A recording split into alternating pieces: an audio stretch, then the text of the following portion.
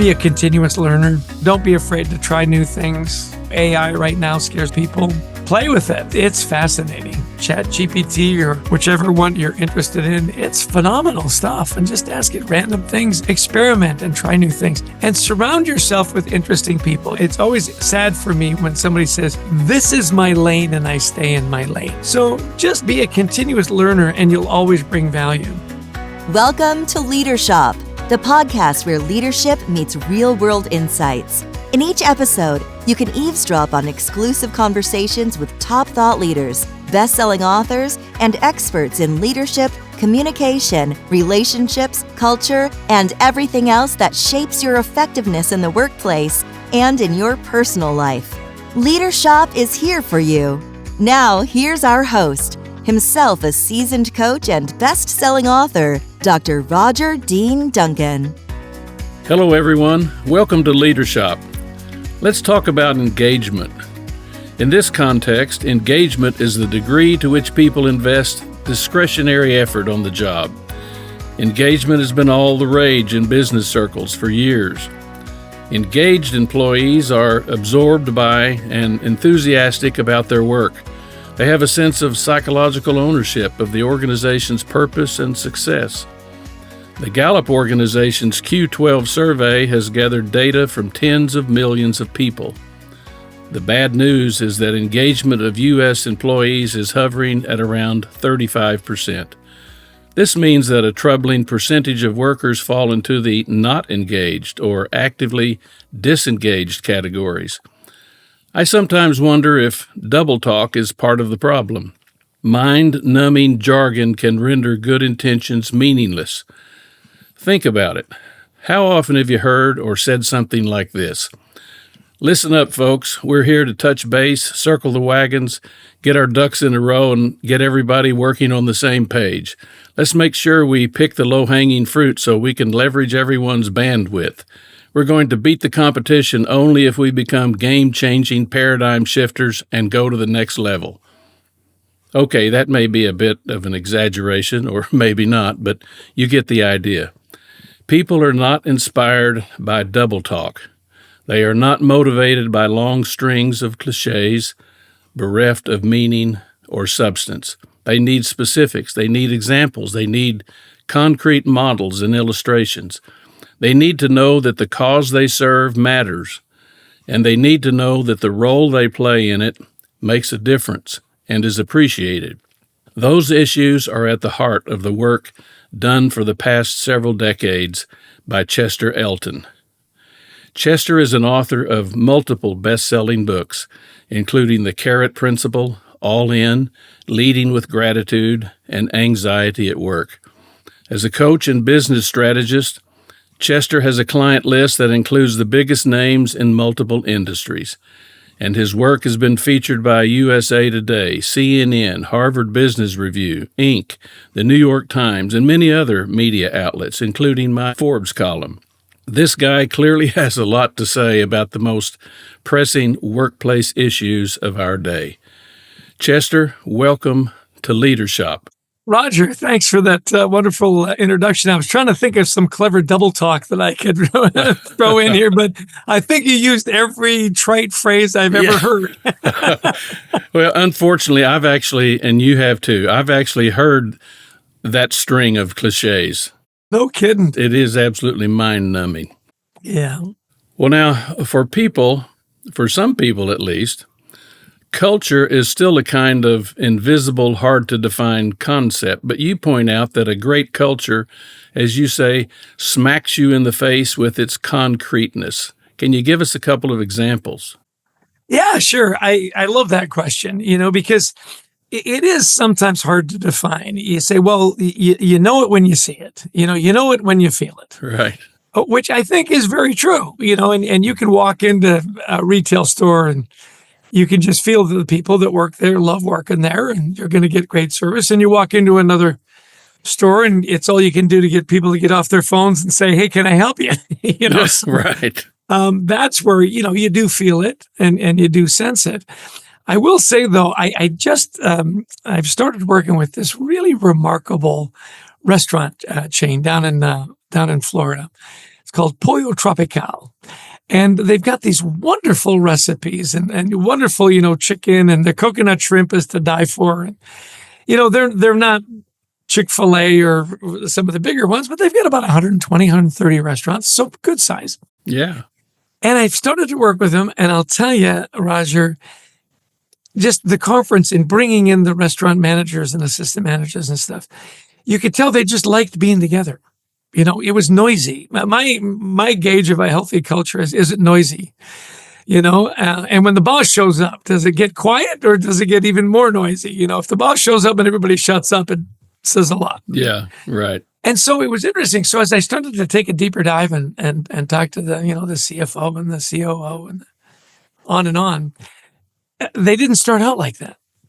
And it was really interesting that they would do the interviews for their customers. And I said, it wasn't all that long ago that our customers would say, I come to your restaurants despite your people. Oh, yeah. I said, your food is great. And in fact, it's so good that I will put up with your people. And you go, oh my gosh. So what did they do to turn it around? Because, they're about to be a case study in a major magazine, and I won't mention the name, but it rhymes with orbs. yeah. And yeah, and the idea is how do you make that flip? Well, what they figured out is that they didn't have a food problem; they had a people problem. And so, how do you engage your people? Well, they turned it right around and said, "We're going to invest in our people," and by that we mean it. We're going to teach them leadership principles. We're going to listen to them. We're going to take their ideas. And we know it's going to be rocky. We're going to make lots of mistakes. That's okay. We want your ideas. How can we make this better? How can we make this fun? And how can we turn that number around that people will say, I love your people almost as much as I love your food? Yeah. And it was remarkable. And so I started to talk to people. I said, why do you love working here? Because it was clear they loved working there. Now, as well as anybody, lots of restaurants closing all around the country. Oh, yes. Lots of chains going bankrupt. These guys are killing it. Best year ever last year. What are their expectations this year? Best year ever this year. And it came right down to they listen to me. My opinion matters, and they invest in me. They're making me, now wait for this, and this is, I think, is really key. They're not helping me just become a better worker. They're helping me become a better person. And that's a huge shift. Don't you agree? Absolutely. Yeah. Well, when it comes to managing culture, what do you think are the most common blind spots that leaders have? What are they missing? I think they're missing a couple of things. One is patience. They're particularly if you're a publicly traded company, it's all about the next quarter's earnings, and you can become really impatient. So you need to take a deep breath and realize that culture takes a long time. Sure.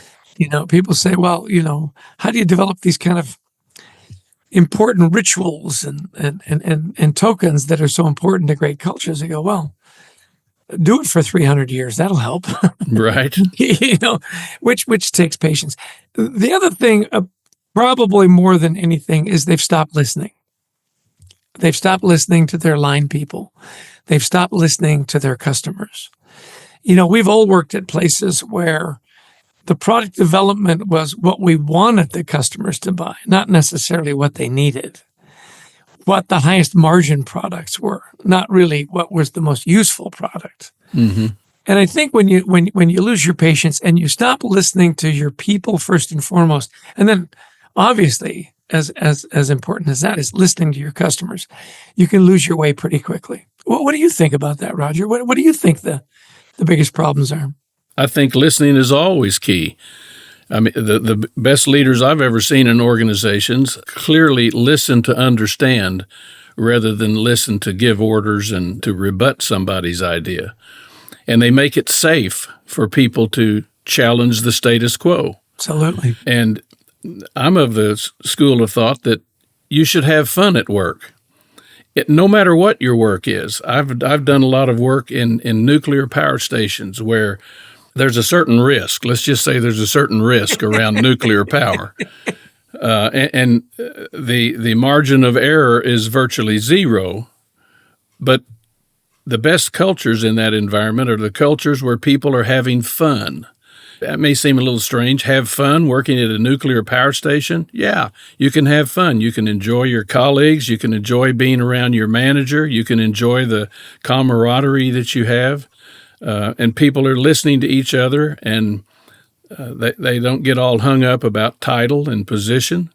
They challenge each other's thinking. They challenge their own assumptions, and good things happen. Yeah. So, yeah, I think you nailed it. Listening is the key.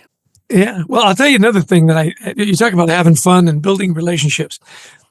Cornell did this fascinating study on firehouses. And they wanted to say, okay, the top of the charts firehouses, quickest response, lowest fatality rate, safest place to work, on and on and on. What were some of the key elements of these really top-notch firehouses? One of the things that topped their list was they ate together. Isn't that interesting? Yeah. They said when we came into a firehouse and people ate on their own, we knew there was real problems. And it's interesting because, you hear about firehouse chili, right? Firehouse subs. And right. The most important guy in the firehouse is the cook. Right? Exactly. Yeah. But you think about that when you say, hey, let's go to lunch. Or, hey, I'll treat you to lunch. Or, hey, let's go for a coffee. Or, hey, let's go for a beer. What I love about when you eat together is it engages all five senses. Right. I mean, you're seeing, you're hearing, you're smelling, you're touching, you're tasting, and I honestly believe that there's a bit of sacredness there. We're feeding each other. We're sustaining each other. We're listening to each other. We're enjoying each other's company. And so, if you're looking for ways to kind of maybe break down some barriers and get to know your people and have a little bit of fun, eat together. And it doesn't have to be a fancy restaurant. It could be potluck. Everybody bring in something. It could be you bringing in donuts or coffee for the day. It could be simply, hey, for those of you that want to, I'm heading over to O'Malley's. First round's on me. Why not? Yeah. I always think most people spend the majority of their adulthood with their workmates, not with their families. Right. I mean, 8 hours a day, 8 or 10 hours a day, 5 days a week, and then you go home, you have dinner, you do whatever you're going to do, and then you go to bed. So most of your waking hours for the prime years of your life are with people in the workplace. So it to me, it makes a lot of sense to make that workplace as comfortable as possible. And I'm not talking about, ping pong and foosball and all that kind of stuff. I'm talking about just relationships, just like you're talking about. Yeah. It makes all the difference in the world. And it just so happens that it translates into good business results too, which is a nice thing. Right. And that's where, I don't want listeners to say, oh, you mean so if I just take everybody to lunch, it'll cure all our ills? Well, no. I mean, right. You have to work hard. The point is that working hard is a lot easier when you know the people you work with, when you trust the people you work with. I'll often say, look, do you know the answer to these 4 questions? Where did you come from? How did you get here? What do you want to accomplish while you're here? And where do you want to go from here? Because, it's rare that somebody stays at a company for 30 years anymore. Right, nowadays, for sure. Well, yeah, when I started work, if you had 5 different jobs your whole career, people thought you were running from the law. Exactly. Yeah, right. I've got kids now that have had 5 jobs in 5 years, and nobody cares, right? Yeah. To your point, you're going to spend a lot of time at work. At least get to know who you're working with. Right. And if you know the answer to those 4 simple questions, you know a lot about people. You know what their aspirations are, where they came from.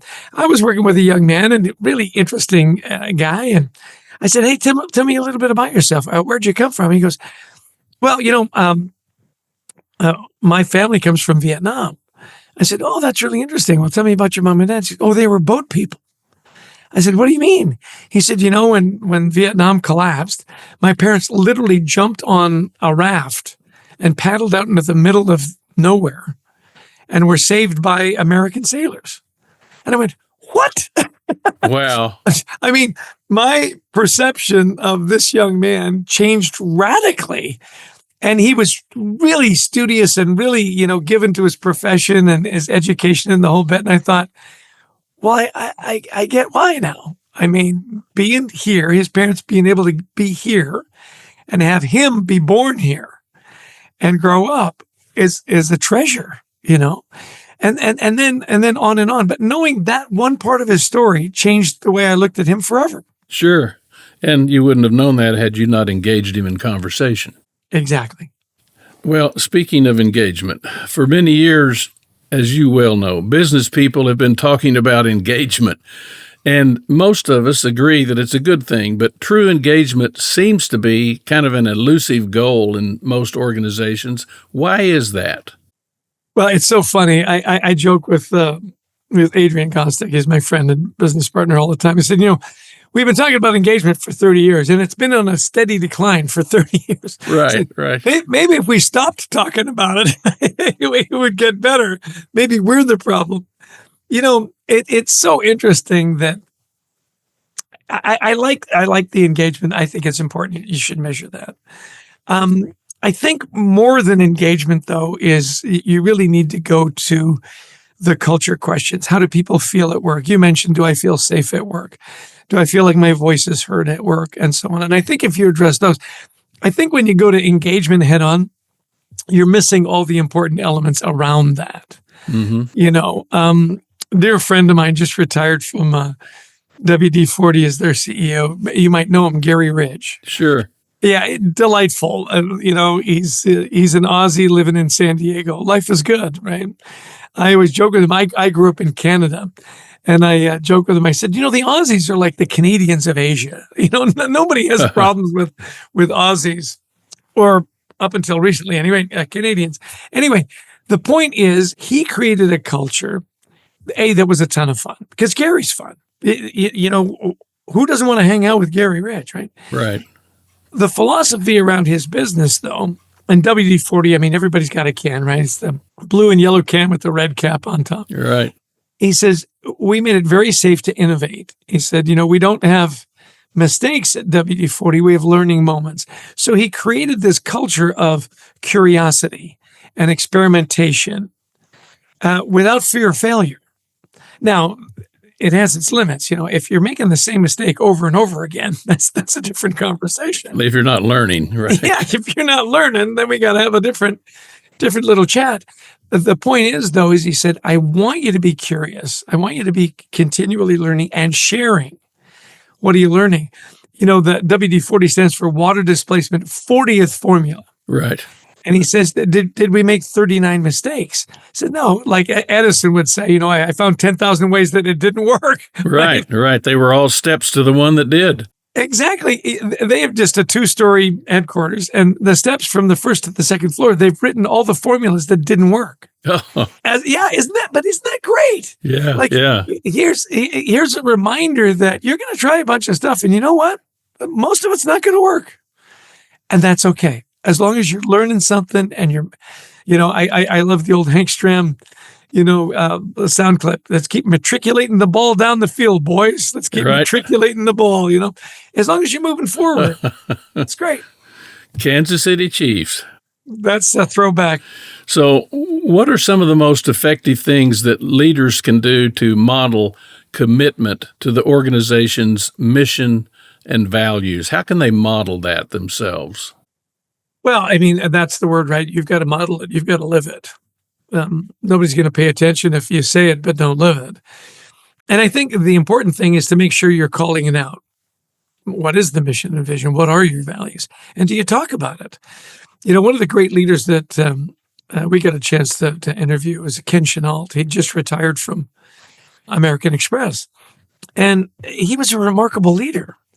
And he had a habit of carrying a little notebook around with him. And as he'd see things, he'd write it down. Because, you think, I'll remember. Well, no, you won't. Right. You're going to get hit with 50 things, I'll do that at the end of the week or the end of the quarter, the end of the year. No, you won't. And he'd write it down, and he'd write down people's names and what they did and how he met them, and just take him a second, And then, on the travel home, he would drop them emails or texts or write them little handwritten notes. And what's he modeling? He's modeling that, people matter. I remembered your name.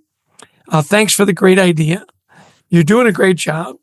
And those little touches, I'm so convinced that you do the little things and big things happen. Ken Chenault, by the way, very, very demanding leader. No question about it. And yet was also a very grateful leader. Right. He'd thank people, said, look, tough quarter, tough year, whatever. Just want you to know how much I appreciate it. You guys show up every day and work hard. Now, here are the challenges and here are our values. And we're not going to let our cardholders down. They have their blue box values. I was sharing this, was doing an interview with a group out of India. And one of the women had worked at American Express. And Ken Chenault, as he was leaving, did sort of this grand goodbye tour, like the Eagles, the long goodbye. Right. To that concert. And she said he was so gracious. Said he dressed up in all this traditional Indian garb, and he was a big guy. Yeah. And she said, we all knew that it was probably the last thing he wanted to do was get wrapped up in all this stuff. And he was clearly uncomfortable. And yet he never stopped smiling. He never stopped thanking people. He just made it so fun. And she said, you know what? Him doing that meant the world to us, that he would take the time to say, how you going to dress me? Well, what do you want to do? So, well, what would be fun? Well, I'll tell you what would be really fun if you dressed up, And he goes, great, let's do it. So you talk about modeling the behavior, having fun, put people at the center. I love, though, that he wrote down people's names and he dropped them a little note and thanked them on the way out. Can you admit, this is a Fortune 50 company. He doesn't have to do that. Well, it reminds me of a recent conversation with Doug Conant, who, when he was CEO at Campbell Soup Company, he wrote more than 30,000 handwritten notes to people at every level in the organization around the world. Yeah. Just a note from the CEO thanking them very specifically for something that they were doing. You can be sure they kept those notes. In fact, I'm told by people in the organization, you could go all over the world to Campbell sites and people would have a note from the CEO on their bulletin board behind their desk. Absolutely. Those things matter. They do. And to your point, it wasn't just, hey, great job. It was very specific. We talk about if you're going to express gratitude, make sure it's frequent. 30,000. That's pretty frequent, right? Yeah, for sure. And be specific. General praise has no impact. Hey, great job, Roger. You're the best. You're the Tower of Pisa, And I would say, thank you very much, but that doesn't help. Right. What specifically did you appreciate about my presentation or whatever I did? Yeah. What was great about that job? Tell me so I can do it again. Exactly. And then the other one is timely. Yes. Again, we think, we'll remember. Ken Chenault didn't wait till the end of the quarter to catch up. And I guarantee you the 30,000 thank you notes, he's not writing those all at the end of the week. No. He's writing them every day. Exactly. Yeah. Well, now, Chester, you use the burning platform metaphor to represent a sense of urgency that can influence people to invest more effort in the success of their enterprise, whatever it is. But most organizations don't face a challenge as obvious as an encroaching competitor gobbling up huge chunks of market share. So how can leaders frame the conversation so their people can relate to and embrace the need for change? How do they do that? Well, again, I come back to the idea that if you have created a culture of learning and innovation and experimentation, it's a lot easier, right? By the way, do you know where that expression burning platform comes from? Sure. The oil rig in the North Irish Sea? Yeah, exactly. Yeah. And just for your listeners, right, this oil rig catches on fire and they can't get up to where this one guy is. And so he jumps into the North Atlantic. It's freezing cold. I've actually been to the North Atlantic and looked out. Trust me, that's the last place you want to go swimming. And they asked him, well, why did you jump? And he said, well, better probable death than certain death. Yeah, exactly. if I stayed on that platform, I was going to die. So I had nothing to lose. Do I want to freeze or do I want to fry? I mean, Yeah, exactly. So the idea is to create a sense of urgency in what you do. And there was a great exercise I came across just the other day where they were doing these workshops and so on. I forget who was speaking at the time, but he said, I wasn't getting any engagement until I said, okay, so here's your assignment. Knowing what you know about our company, how would you put us out of business? And he said the room came alive because it was a manufacturing company, right? And these guys all knew their flaws and their vulnerabilities in manufacturing. He said it was the most engaging exercise. And from that came this sense of urgency that there's some things we got to fix, because if our competitors were in the room right now, they'd have the perfect roadmap to put us out of business, in a year or two. So this idea of the old adage was, if it ain't broke, don't fix it. right. The idea is say, well, if we broke it, what would happen? How do we break it? Or how would somebody break us? The history of business is littered with companies that got complacent. Sure. I mean, you had a BlackBerry at one point. Yep. So did I. And I thought it was the greatest thing ever. Oh, yeah. And not so much anymore. You find somebody with a BlackBerry, and they're probably looking at it, through the glass in a museum. Exactly. And look what happened to Kodak. Kodak invented the digital camera. Yeah, ironically. Yeah. And they said, oh, no, people are going to want paper. They're going to want to wait a day, and they're going to want to have to, and they go, no, actually, no. They're not. So this idea, even the Bible offers great business advice, like where there is no vision, the people perish. Well, that's kind of what happened to Kodak. Yeah. Well, and it happens to a lot of companies. They don't know what they've got. Right. The old, rock and roll anthem. But the point is this: I'm convinced now more than ever is curiosity has to be one of your core values. You just be curious. Right. Ask a lot of questions. One of my favorite business thinkers is a guy named Michael Bungay Stanier. I just got a text from him this morning. He's a delightful Aussie. My life is full of Aussies. I don't know why. Yeah. I think the Canadians and Aussies are just attracted to each other. But he wrote a wonderful book called The Coaching Habit. 7 questions that will change the way you lead forever. Anyway, his whole career is spent on saying, look, ask good questions. I came across a quote. You'll love this. And you'll use it, Roger, because I know that you like a good quote. He says, we live in the world our questions create. Yes. We live in the world our questions. I love that quote. He says, if you're asking the right questions, and back to our previous conversation, and you're listening, really good things can happen. Ask good questions. And make it safe in an organization for people to challenge the status quo. Yeah. That's part of good questions. Why are we doing this? Why is this process still used after 10 years? Right. I think sometimes some of the smartest questions are asked by somebody who's new on the job, and they haven't been marinated in the culture. So, they're asking questions that some people might regard as dumb questions. I say there's no such thing as a dumb question. Yeah. Yeah. Feel free to ask questions. Challenge the status quo. Sure. And I think, one of the great questions that really good leaders ask often is, what do you think? And then listen. Excuse me? What? Yeah, right. It's an old joke, but I like it, Roger. Yeah. This idea of, look, let's have a round table. And there's a great leader that I grew up with in sales. He's since retired up in Toronto, named John McVeigh. And the thing I loved about John is he always asked that one extra question. He somehow had this innate ability to ask that one more question that seemed to unlock this whole new area of thinking and possibilities. And I used to marvel at it. I go, how do you even know to ask that next question? And he'd say, I'm just curious. Just curious. Yeah. Well, the great innovations have come from people who are just curious. Yeah. The people that ask, what if? What if we did it this way? Right. What would happen? Exactly. Well, speaking of questions, what's in it for me is a question asked by most people, at least in their own minds. about their workplace experience. What are some effective responses, explicitly verbalized or otherwise, that a leader can offer to that question, what's in it for me? Well, I like when he asks you, so what do you want? What are you looking for?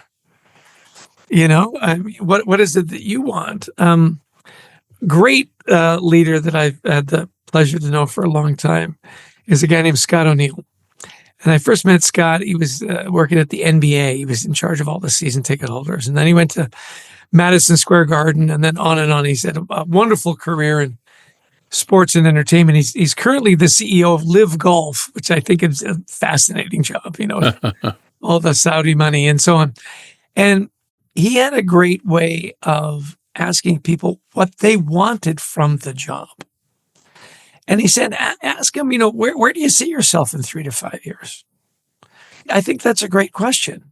With shorter careers, maybe where do you see yourself 3 to 5 weeks from now? But right. the point is he was very good about knowing his people's aspirations. And I'll give you a perfect example. So he was CEO of the Philadelphia 76ers and the New Jersey Devils. They're owned by the same sports group. And he says, I got this young guy working for me. He's just great. He's working hard. I said, hey, where do you want to be in 3 to 5 years? And he was working at the Sixers, the NBA team. He said, I want to be the chief marketing officer for a Major League Baseball team. And he goes, well, that's really interesting. He says, we're a basketball team, right? Yeah. I don't know if you noticed, but our court is a lot smaller than a baseball field. And they laughed. And he said, but I'll tell you what. He said, and by the way, everybody in sports knows everybody in sports. It's very incestuous. It's sure. The guys at the football team know the guys at the hockey team, and on and on. He says, I'll tell you what. He says, the guys from the Phillies come to our games all the time. In fact, a bunch of them are big, big Sixer fans. So here's what we'll do. Now, again, great leader. No free lunch, right? He said, if you'll give me world class every day, and if you keep hitting it out of the park, here's what we'll do. I will introduce you to every executive and every guy and woman that works at the Phillies every time they come to a game, so that when the time is right, you'll already have this great network in Major League Baseball. What do you think?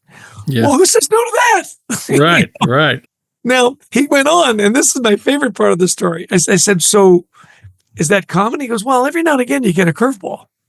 I said, like what? He says, well, I guess this one young woman, great working hard. I said, where do you want to be 3 to 5 years from now? She says, you know what I really want to do? I want to walk on the moon. Wow. And he goes, like the moon? And she goes, yeah. And he says, I hesitated for a minute. And then I said, well, let's see what we can do to get you there. Who doesn't want to work for that guy? Yeah, for sure. Well, he's asking a question and then he's doing something somewhat unique. He's listening. Yep. Yeah. And it's really interesting. It's well known that if you wanted to build a career in sports management, go work for Scott. Yeah. Just go work for Scott. You'll learn so much. Great teacher, incredibly demanding, right? What you want. Right. And here's the big transition, Roger, and I'd love your opinion on this because I've got this theory. I could be wrong, but I don't think so, is that the best leaders right now are coaches, mentors, and teachers. It used to be command and control, and then it was kind of about, bringing in the team and stuff. Right now, I think that, you look back at your life at the people that had the biggest impact on you. And, not uncommon, right? It's your mom or dad or an uncle or something. And over and above your family, almost always people will say, it was a neighbor that mentored me, a leader at work that took an interest in me. It was a teacher that pushed me. It was a coach that pulled me aside and said, you can do more. Right. Almost always. And now in business, you think about the guys we've talked about, the Gary Ridge, the Ken Chenault, the Scott O'Neill and so on.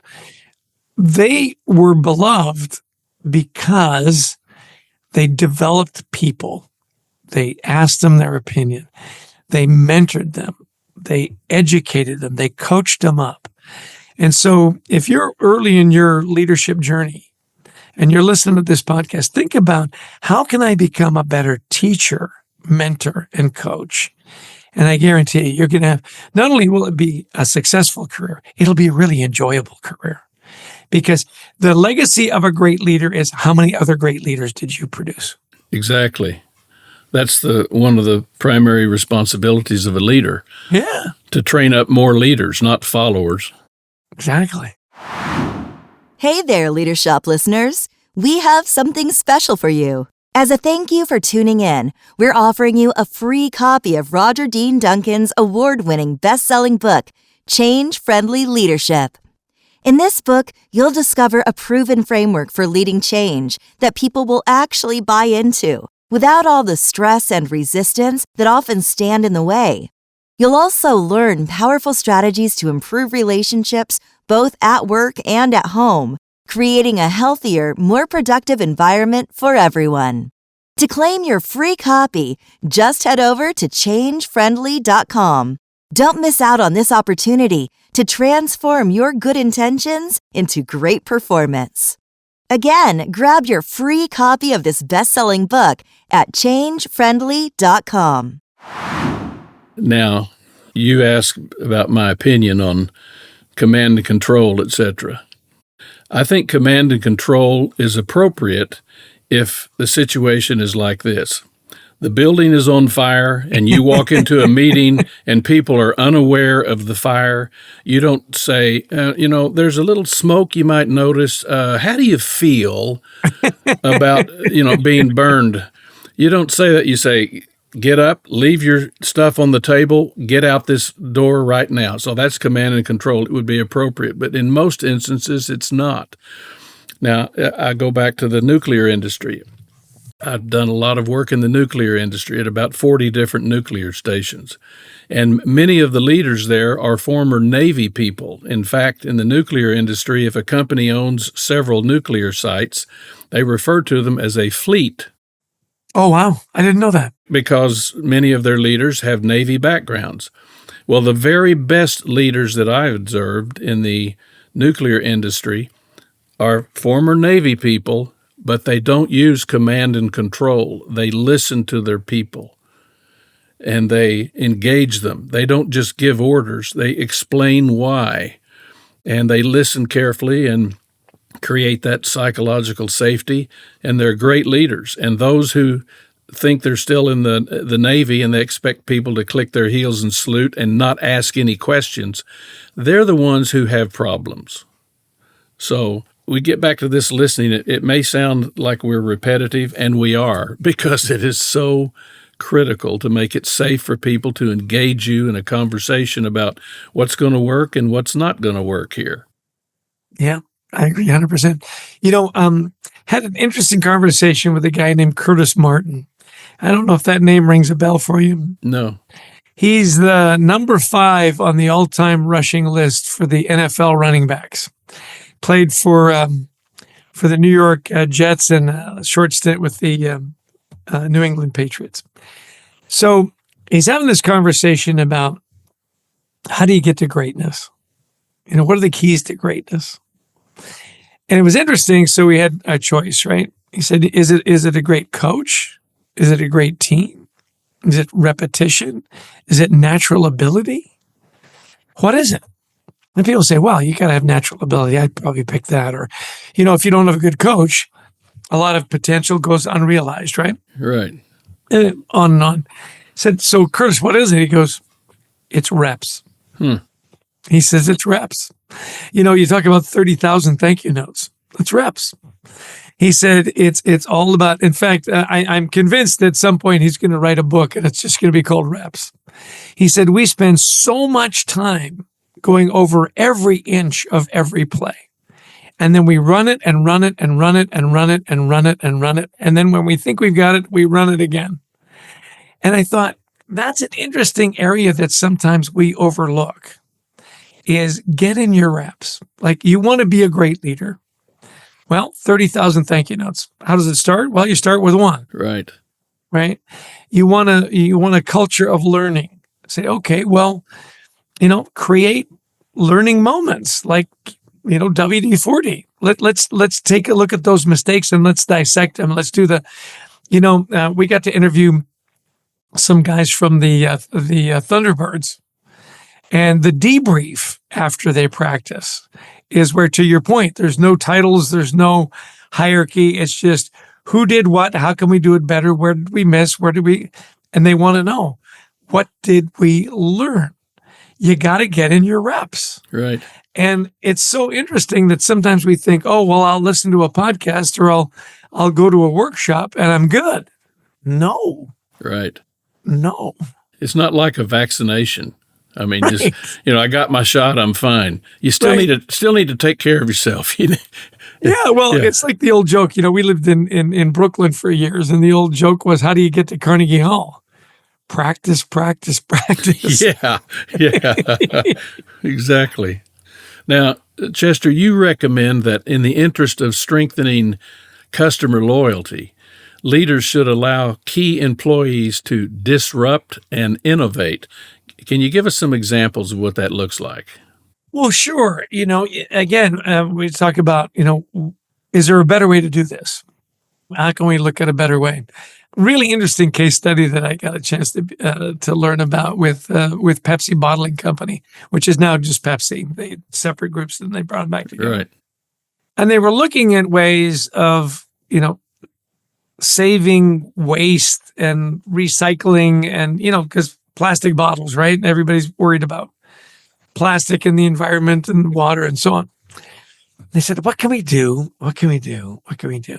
So this one employee said, do we really need like 7 threads on the cap? I said, what do you mean? I said, I've been playing with it and I think we only need 4.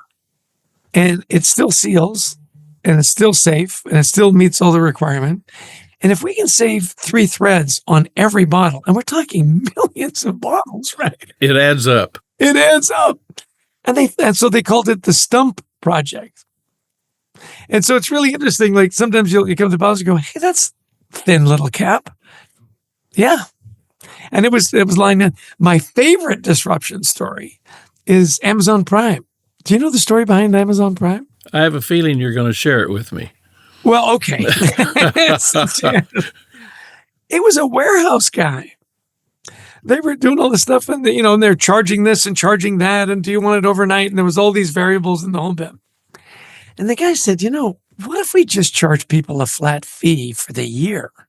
I mean, let's do the numbers. And he worked it all out. And he said, if we charged all our customers just $100 up front, remember when it started out, I think it was $99.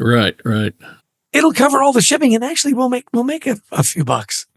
And they started to run the numbers. They go, well, that's freaking genius. It'll also encourage people to buy more stuff. And by the way, made all of Amazon's competitors look cheap. Yeah, right. See, what do you mean I got to pay for shipping? I don't pay for shipping anywhere else, Yeah. And it's so interesting to me that those, again, give me your ideas. Give people permission. I'll tell you a classic story of when you don't listen, what happens. You like to read, and most of you listening to this probably do, and you like history, which I love. There's a little book called Longitude. Latitude is easy to figure out when you're sailing. Longitude is by time. And so the early sailors, figuring out longitude was really hard because you had to go by the stars and you had to go by the sun, and sometimes it was cloudy. And as you know, if you're traveling 600-700 miles, if you're off by 1 degree, you miss the country completely, right? So they were sailing back. The classic story, these merchants had been out, collected all their goods and stuff, and they're sailing back to England. And one of the ship hands goes to the captain and says, hey, I've been running the numbers. We're off. And we're going to hit the rocks and we're going to die. Right. To make the story short. Well, in the British Navy, you never questioned the captain. It just was not done. So not only did he not listen to him, they keel hauled him. Now, for those of you who know what it is, they tie these ropes around him and they'd run him underneath the ship. Well, it was almost certain death because of the barnacles. Yeah, sure. And they killed him. They basically killed him because he questioned the captain. Well, of course, the rest of the story is they hit the rocks. They lost all their cargo. There were like 2 guys that survived to tell the story. Oh, boy. But yeah, we knew we were sailing into the rocks, but because you never questioned the captain, we all died. I mean, so the good and the bad, right?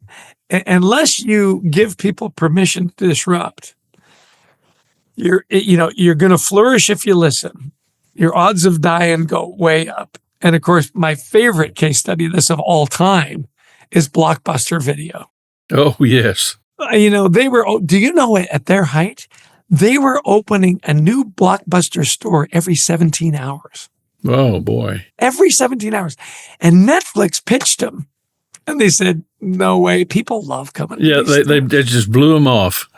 It's Kodak all over again, right? Yeah, yeah. So, and then you talk about modeling the behavior. Your leaders have to say, hey, I think we found a better way. Right. Well, let's talk a little bit about the atmosphere in organizations in terms of mental and physical health. Many people use the words worry, stress, and anxiety sort of interchangeably. How do you differentiate between those conditions, and why do you focus on anxiety? Yeah, thanks for that question. Because it wasn't a topic that Adrian and I were all that interested in, to tell you the honest truth. I'm the tail end of the baby boomers. Adrian is at Gen X and English. Enough said. And we don't talk about work as being a place where you talk about your feelings. You show up, you go to work, and that's why it's called work. Right.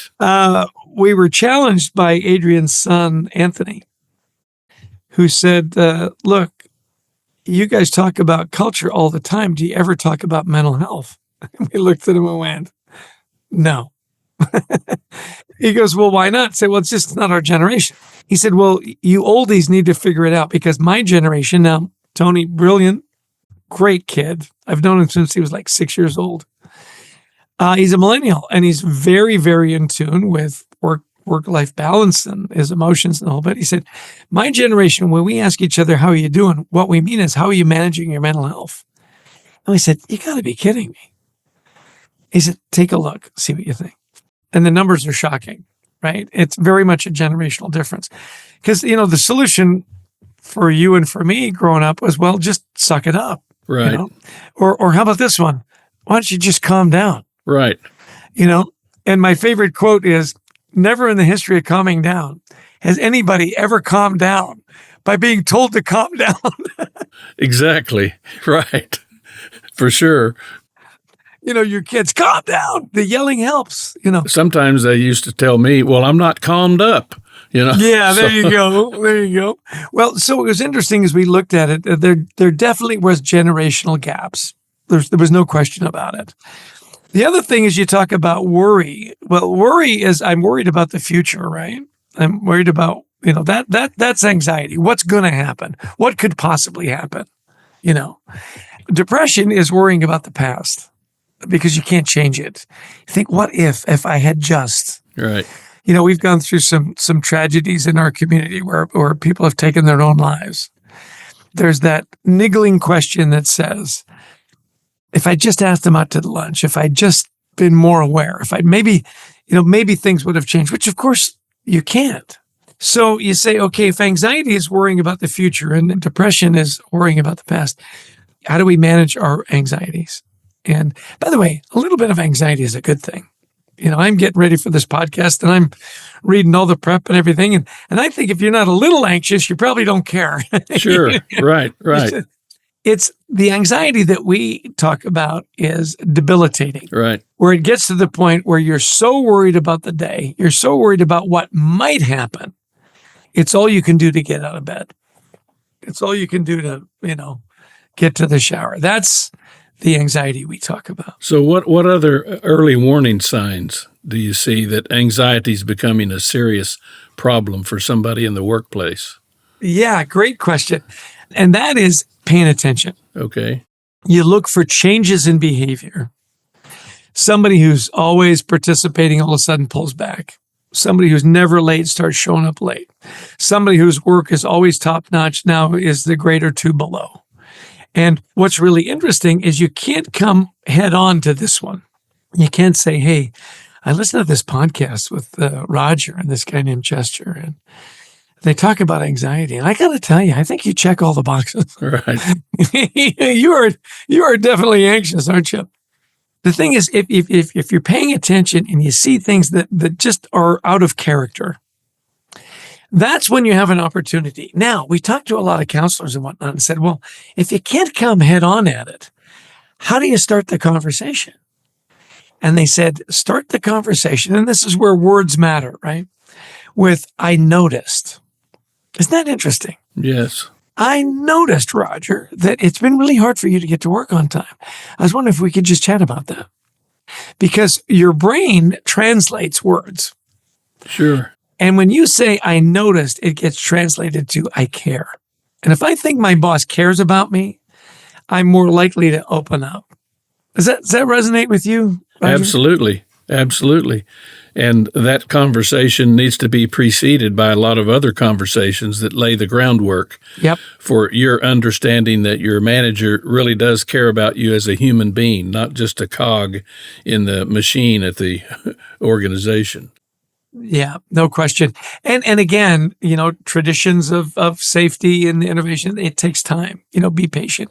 I will say this though, and I always have a lot of fun with this whenever we're talking with the executives or whatever. I say, how many of you have a rock star on your team? Of course, everybody's got one or two, right? I said, that's great. And they never disappoint. I love those guys, man. She never misses a deadline of work is always great. I said, okay, so when you have a really tight deadline or you're in a real crunch, what do you do with those rock stars? This guy at the back goes, load them up, baby. Yeah. You want something to get done, give it to a busy person, right? So I said, yeah, you're right. The thing is I guarantee you your top performers are almost always your most anxious. Right. And they'll hide it really well. And they won't sleep, they won't eat because they don't want to disappoint you. And those are the ones you got to be careful of. So in those cases, managing their workload is really important because you'll burn them out. Sure. You just will. And so you ask them, you say, look, if you're going to say yes to this is a great question, right? If you're going to say yes to this, what are you saying no to? Because you can't say yes to everything. So let me know. Right. And they'll be reluctant. Say, look, this is really important. I really appreciate you pitching in. I got to lighten your load because if I don't, it's going to be bad for you, bad for me, and you're not going to sleep. Sure. And that's where you build trust. And sometimes leaders inadvertently penalize top performers by putting more and more on their shoulders because somebody who doesn't perform very well is not pulling their load. So the temptation is to give it to somebody you can depend on, and you're actually penalizing them for being a high performer rather than coaching the lower performer into doing better. Yeah. So there's a blind spot. Absolutely. And that's the point, right? Is I know if I give it to them, that'll get it's easy. It's the easy out. Right. And yet pretty soon your easy out ends up leaving because they just can't take it anymore. It's just burned out. Well, let's talk a minute about FOMO, fear of missing out. That's a reality in today's world, especially among younger people in the workplace. How can a leader help team members chart their way? Yeah, really interesting that the Hay Group study this year when they looked at why are people leaving their jobs. For the first time in forever, the number one answer is not money. It was development. Right. I thought that was fascinating, And development doesn't mean getting promoted and raises all the time. It's opportunities. Exactly. And so this idea of FOMO is, how come I didn't get to work on that project? Or, hey, how come Jack gets all the plum customers and stuff? So this idea of have you taken time to chart out the way forward? What's your roadmap? Mitigates a lot of that. Say, hey, here's what we're thinking. for the first 6 months, we really want to get acclimated and so on. We're going to give you a mentor and so on. After that, we're going to start putting you through a rotation. We want you to work with finance. We want you to work with legal. We want you to work with production and on and on. If you've got a roadmap and I know where I'm going and I've got checkpoints along the way, the fear of missing out goes way down. Now, it doesn't mean you don't pivot and make adjustments. Of course you do. Markets change, stuff happens, mergers, acquisition, it could be a million things. Pandemic, that'll make you pivot. Right. So this idea of at least you've got a plan really does mitigate that, because it is easy. What is it? The quote that says, comparison is the thief of joy. Right. And that's FOMO, right? I'm comparing where I am to where I think I should be or where somebody else is. Don't, talk to your people and have a plan, make adjustments along the way. And boy, that really does help. I know where I am. I know where I want to go. And I've got a roadmap on how to get there. Calms things down quite a bit. Of course. Now, we have FOMO. We also have FOBO, fear of becoming obsolete. As they manage their own careers, what can people do to ensure that they will always bring value to the workplace? Yeah, I think it comes back to just be a continuous learner. Don't be afraid to try new things. I know AI right now scares the crap out of people. Yeah. Play with it. Listen, it's fascinating. It's, Chat GPT or whichever one you're interested in. It's phenomenal stuff. And just ask it random things and experiment and try new things. And surround yourself with interesting people. One of the greatest lessons and greatest things growing up for me was my mom and dad. They were always bringing interesting people into our house. Some were performers, some were politicians, some were innovators and really interesting business people. And they always encouraged that. I come from a family of 5 boys, and we loved to play tennis. We were a very athletic family. And yet we're always in the church choirs, and we're always in the church plays or school plays. And we're surrounded by a lot of different people in a lot of different disciplines. It's always sad for me when somebody says, yeah, this is my lane and I stay in my lane. Oh, no. Yeah. I go, great. Okay. So you're a runner. That's great. Pickleball's kind of fun. Yeah. Yeah. I want to try that. So just be a continuous learner and you'll always bring value. I'll tell you a podcast that I'm listening to right now that is just delightful. Malcolm Gladwell. I'm sure you've read some of his books, The Tipping Point. So I like him because he's Canadian, Yeah. And by the way, if you have Canadian friends, we all know who all the other Canadians are. Just ask us, we'll tell you, right? There's not that many of us, so we keep track of each other, right? He's got a podcast called Revisionist History, and it is beyond fascinating about, and it's everything from experimental science to, communities that were idyllic that turned out to have made a few mistakes along the way to, it's just fascinating. So find a fun book. A friend of mine gave me this great book. It's 70 interesting people. Now, you'll remember this, Roger, and I kind of remember this as growing up, but there was a publication called Reader's Digest. Yeah. And it was huge. Sure. And they would write these really interesting stories about people that maybe you didn't know about that were written about by other people that were fascinating. And they're short little 4 or 5 page stories. Well, it's been out of print for probably 50, 60 years. My friend found it and he said, I thought you would really like this because you're interested in people. And Roger, often I'll end the night by reading a story about somebody I didn't even know ever breathed, but their life and why it was a country doctor, for example, was one of the stories. It was fascinating. Yeah. Stay curious, read a lot, surround yourself with interesting people and go to dinner with them and eat and engage your 5 senses. Just find life interesting and you'll be okay. You'll always bring value. Well, in this day and age, we have no excuses for not learning. There's so many resources out there. It's overwhelming, and it's wonderful. One final question. What trends are you most excited about in the future of work and leadership development? I'm really fascinated by AI coaching, where you've got incredible resources available just at the snap of your fingers. There's a really interesting platform where you can go back in history and have a conversation with your heroes. Oh, Yeah, it's really cool. Like you could literally sit down and have a conversation with Martin Luther King.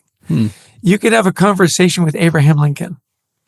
You could have a conversation, with anybody, right? And I think, isn't that interesting? Now, is it 100% accurate? Probably not. It's like when you watch, historical movies. There's some little poetic license there. Yeah. They make it a little more dramatic. The point is, what did my dad say? Don't let the facts get in the way of a good story. This idea of like never before, the universe is at your fingertips. I'll give you a quick example. In my town, I live in Summit, New Jersey, beautiful little town.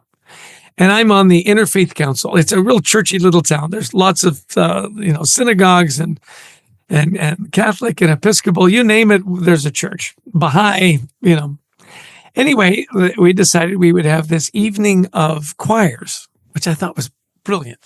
So all the different churches and congregations brought their choir and sang something from their tradition. Well, the president of the Interfaith Council, Robin, delightful, said, look, I can't make it. And I'm supposed to give like the closing remarks, which is just the wrap up. Could you fill in for me? I said, great. So I said, what do you want me to do? Nothing. So you didn't give me any guidance.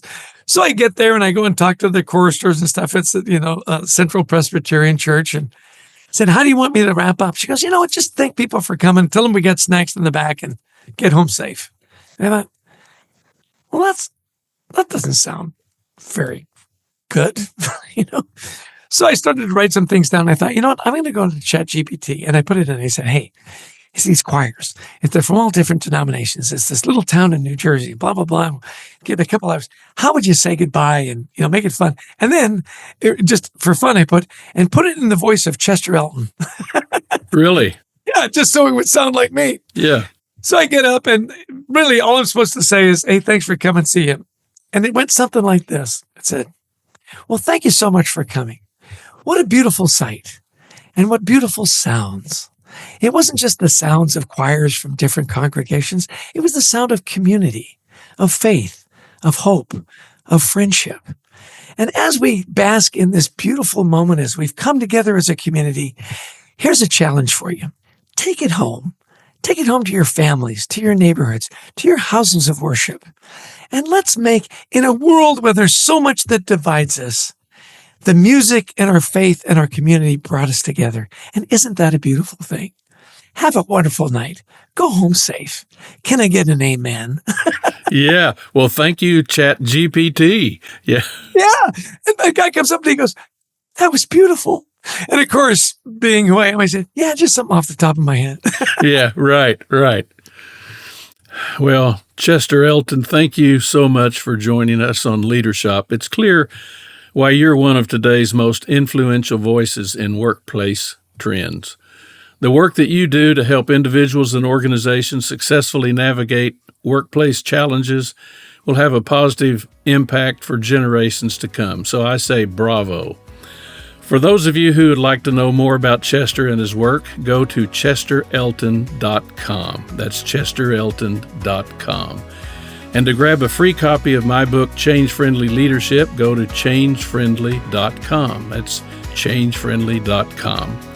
In other episodes of Leadership, I share my exclusive conversations with top thought leaders who offer smart tips to boost your effectiveness in both your professional and personal life. My guests include superstars like Stephen M.R. Covey, Liz Wiseman, Doug Conant, Dory Clark, Heather Younger, Marshall Goldsmith, Amy Edmondson, Bill George, Jessica Chin, Dave Ulrich, Guy Kawasaki, Dana Perino, and many others who have insightful things to say that you can put to good use immediately. Be sure to subscribe to our podcast so you can stay informed on what's coming your way. Trust me, folks, you don't want to miss any of our episodes. and feel free to leave comments, including any suggestions on future guests. Thanks again for joining us.